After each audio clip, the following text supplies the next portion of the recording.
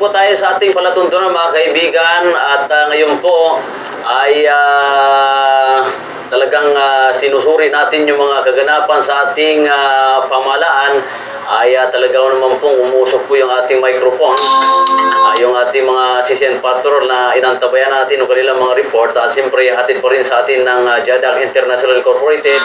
Ito po ay meron po silang free passport na at inyong mga requirements naman na yung walang mga passport ay kailangan meron kayong birth certificate at voter's ID at social security system at NBI clearance, marriage contract, yung may mga asawa. Ayan, natapunta na lamang po kayo sa kanilang area sa second floor 1193 Maria Urusa Street, Ermita, Manila. At hanapin naman si Munira Arasala. Ayan po mga kaibigan. Okay. At meron pong text report po ng ating correspondent dito mga kaibigan. Itong si Naldo ay inambos ng ESG ang barangay ng Manggal na ito uncle umano ni nagngangalang Iroya.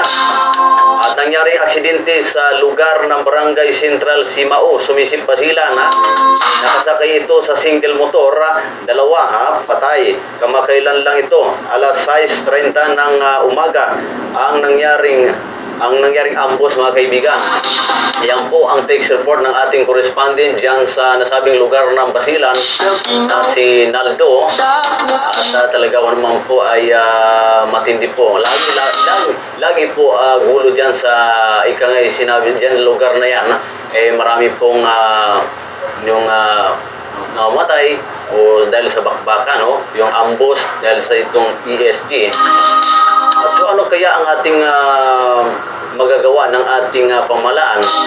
Dapat ay siyempre ay ayusin natin, suriin natin at hanapin yung mga nagkasala itong pumatay dito sa ikay barangay ng Manggala. Awa naman po, paano naman to yung kanyang pamilya? Sino pong sumusuporta nito? Paano yung kanyang asawa? Walang trabaho. Namatay lang sa hindi natin alam. At sana po pananawagan natin sa ating mga kasundaluhan, yung ating kapulisan, talagang hanapin natin kung sino ba ang pumatay nito at hindi natin alam kung sino po ito. Pero naman pong text report po ng ating correspondent din nasa dyan sa Barangay Ladya, Sultan Kudarat sa Maguindanao na si Ebra. Kanyang report ay kamakailan lamang may naganap na naman patayan sa barangay ng Ibutigin, Sultan Kudarat, Maguindanao din, Maguindanao ito, na si Kagawad Tato Dayon ang napatay ng kanyang pinsan. Ibig sabihin, napatay daw ng pinsan niya itong si Tato Dayon. At yung kanyang pinsan, nakagawad din ito si Nasir Dayon. Kagawad ito ng barangay Nara, Sultan Kudarat, Maguindanao. Pinagmulan ng kanilang away kaugnay sa pagputol ni Tato sa kahoy ni Nasir Dayon. Matindi po ito mga kaibigan. Talagang puro mga yung opisyal ng ating pamahalaan na binaril. Subalit ay nakulong naman ito. Nakulong naman ngayon ang pumatay kay Tato na ito si Kagawad Nasir Dayon sa nasabing lugar ng Sultan Kudarat, Maguindanao. Ayan po mga kaibigan ang text report po ng ating correspondent dyan sa Maguindanao. At yan po, masipag po yan sila, lalo na sa kanilang chapter president na si Nasir Abdul at yung kanyang vice chapter na si Usman Baruni. Sinariyan po, talagang sumasubaybay sila, tumutulong po sa ating pamahalaan kung ano may mga tiwali na kagagawan ng mga ikangay itinalaga natin o inilal natin sa ating sambayanang Pilipino ay kanilang i-dispatch sa ating programang CCN News Filipino News. At ayan po, talagang kung kayo po may mga reklamo sumbong tulad nito, ay tinix nila sa ating himpilan na para namang mapuntahan ng ating kapulisan kung sino po ang pumatay nito sa itong ni-report o tinix ng ating mga correspondent mga kaibigan. Okay, at tuloy-tuloy po tayo sa ating palatuntunan mga kaibigan ay kaugnay po dito sa itong hindi natin alam, nakalimutan nun ang inyong lingkod. Basta mayroon pong pagtitipon ng iba't ibang lugar na mga alkalde na nasabing lugar ng Luzon, Visayas, Mindanao ay hindi suportado ni Pangulong Aquino ang kahilingan ng mga alkalde sa lagdaan na nito ang bigger fee at saka bigger slice bill na magbibigay na mas malaking share sa mga local government unit.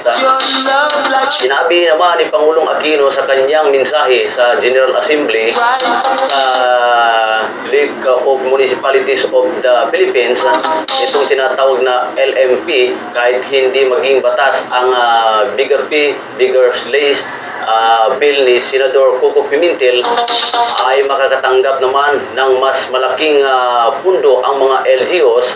Ayon naman sa Pangulong noong 2010, ang naging share na sa Internal Revenue Allotment itong era ng LGUs ay umabot na po ng 265.8 billion. Pero ngayong taon, 2015, ay umabot sa 389.86 billion ang IRA, share ng LGU. Mga kaibigan, talagang na sa panahon ni Pangulong Benigno Aquino, nakikita ko natin noong 2010 ay 265.8 billion. Ngayon po sa 2016 ay umabot na po yung era ng nasabing lugar ng mga alkalde ay 389.86 billion, mga kaibigan.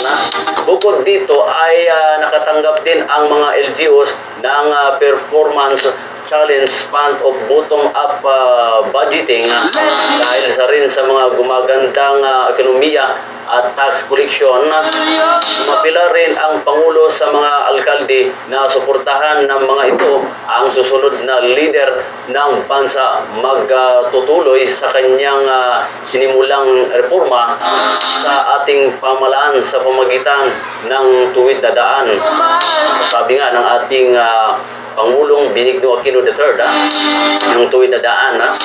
Sana po sa yung ating mga kababayan na yung ating iluklok na karapat-dapat, yung ikangay na mayroong pagmamahal sa taong bayan, sa ating nasakupan mula sa ating chairman o yung mga politiko na ating hinilal bilang humawak sa ating lugar. Kaya diba lugar po, yung piliin ho natin mga kaibigan na ika nga itong sinabi ng ating Pangulong Benigno Aquino III, ang tuwid na daan mga kaibigan. Ayan, at yan po mga kaibigan ang ating balita nga sa ngayon dahil talaga namang matindi pong issue na nakalap natin ng mga balita dahil kaugnay po sa mga issue dito sa ating pamahalaan mga kaibigan.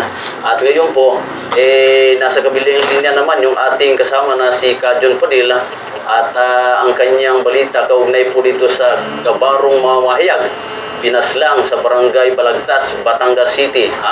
At malalaman natin detalye sa ating kasamang si Kajon Padilla sa kanyang pagbabalita.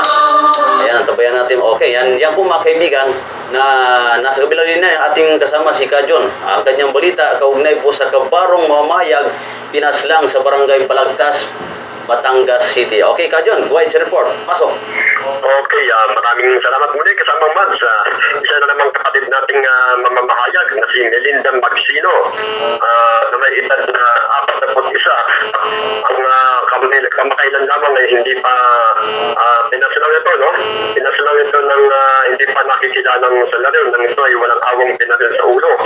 Si Melinda o mas kilala sa pangalang Mel ay naglingkod bilang correspondent ng pahayagang Philippine Daily Wire at naging stranger din ito ng isang giant network, ang Big Five, ang na natin. At ayon sa aking informante, bago maganap ang pagpaslang kay Magsino, may pinag pa ito di umano sa kanyang Facebook account na tumutukoy sa isang local official ng Batangas City. Sa kasalukuyan, si Mel Magsino, bago ito napaslang ay nag-negosyo na lamang ito sa kanilang weekend sa Batangas na isang massage clinic. So, lumaganap nga itong tinatawag na pagpaslang sa kanya ay sinabi ni Batangas City Chief of Police Manuel Castillo na kanila pa rin pinag-aaralan na kung ano ang pinagpuugat nakaraan nitong pagpas lang kay Magsino at inalam pa rin nila kung ito ba ay may kaugnayan sa kanyang negosyo o pagiging dating aktibong miyembro ng mamamahayag. At bago tayo magtapos, kasamang Mads, we are sending our warmest condolence to Melinda Mel Magsino's family. Mula sa labas ang Hintilan, para sa CCN News Filipino Views, June Padil reporting. Ayan po mga kaibigan, yung report ng ating kasama na sa ating broadcaster bayan na si Kajon Padil, kaugnay po dito sa binaril sa ating kapatid sa hanap buhay na mamahayag. At talaga naman po tayo po ay nakiramay po tayo. Ang CCN News nakiramay po sa ating kasamang mamahayag mga kaibigan. Okay, at meron na lamang po tayo natitirang 4 na minuto mga kaibigan. Dahil lang ating programa po about po sa ating bayan na programa, issue, ay kalating oras po mga kaibigan. Bali, ang kalating oras naman mga kaibigan ay patungkol po sa ikangay ano po ang batas ng Islam mga kaibigan. Ang inyong lingkod po rin ang nagbibigay ng paliwanag patungkol po sa ikangay itong programa natin na Busis ng Islam dito sa CCN News Filipino Views. At ngayon po ay meron pong pinahabol po ng ating chapter president na si Ayan Go Tan, Gayan Go na pinsan ito ng ating executive director na si William Tan. Nagpabati po yung Companero Light Brandy ang sa pumuno ng kanilang Alan Cabigon at si Basinte Ko at yung kanilang marketing Johnny Lim. Ayan po, nakikinig po sa ating palatuntunan o nanonood sa ating programang CCN News Filipino Views. Mabuhay po kayo. Sana po ay suportahan natin yung aming programang CCN News Filipino Views. At lalo na sa ating mga kababayan o kung sino pong meron pong gustong tumulong dito, ay welcome po. Kami po, ito pong programang ito ay hindi lamang ito para sa amin, pangkalatan po ito, ay tinutulong po natin ito sa mga inaapi ng ating mga tiwali sa ating pamahalaan. Ano po? Kahit maliit lamang yung ating network, subalit tayo po ay kahit tayo ay hindi lamang ordinaryong tao lamang po tayo, pero ay sa pamagitan po ng ating programa ay tuloy-tuloy po tayo bilang public servant. Tumutulong po tayo sa ating mga kababayan na lalo na doon sa mga dyan sa mga OFW sa ibang bansa na inaapi ng kanilang amo. Maaari po kayo mag-email ad sa aming tanggapan sa ccnewsfilipinoviewс@yahoo.com. At ngayon po ay binabati natin yung pinuno ng IFTF na si Secretary Sanchez at nakikinig ngayon, nanonood ngayon sa ating palatuntunan. Ayan po yung IFTF, yung International Task Force. At ito po ay binigyan ng authorization ng Pangulo ng Amerika na si Barack Obama, itong IFTF. Kaya apelisining sa kanilang namumuno na Secretary Sanchez. Sanchez, yan po, kababayan natin yan. Bisaya o yan, sir. At lalo na sa inyong mga tauhan, magandang hapon po, mabuhay po lahat tayo. At suportahan natin itong CCN News. At kung kayo po mayroong mga sumbong reklamo, ay tumawag po kayo sa aming tanggapan, sir. At ito po ay 1 minuto na lamang po yung ating oras para po naman ay mag-program naman po tayo sa Busis ng Islam. Ano po? Ang inyong lingkod din. At siyempre, yung ating mga CCN Patrol at lalo na yung ating mga opisyalis Luzon, Visayas, Mindanao at inyong antabayanan ang aming programa tuwing araw ng Lunes hanggang Friday. At sa mga pinagsama ng mga broadcaster ng bayan na si Kajon Padil, Nelson Indicio at Imelda Honorides, ang inyong lingkod, Mads Pangulima, at magtutulungan tayo sa hirap at ginhawa. Ayun po mga kaibigan, magandang hapon po at mabuhay po ang sambayanang Pilipinas.